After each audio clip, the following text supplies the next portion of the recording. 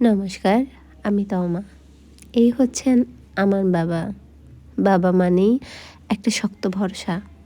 একটা সময় এই মানুষটা তার নিজের স্বপ্নকে থামিয়ে দিয়ে আমাদের স্বপ্নগুলো আকাশে উড়িয়েছেন।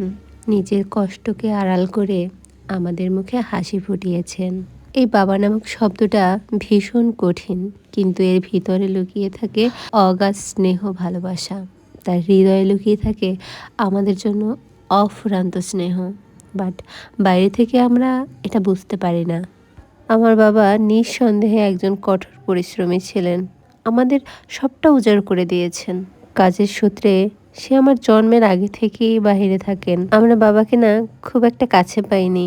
বাবাকে ভয়ও পেতাম। আমার বাবা আমার বিয়ের ঠিক 1 বছর পরে স্ট্রোক করেন। তার বাম সাইডে কিছু ত্রুটি রয়েছে, যার কারণে ঠিকমতো হাঁটতে পারে না এবং বাম হাতটাও অত বেশি কাজ করে না।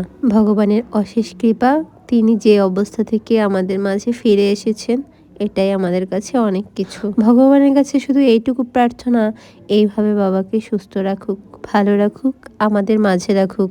তোমরাও আমার বাবার জন্য একটু আশীর্বাদ করো। তোমরাও ভালো থেকো, সুস্থ থেকো।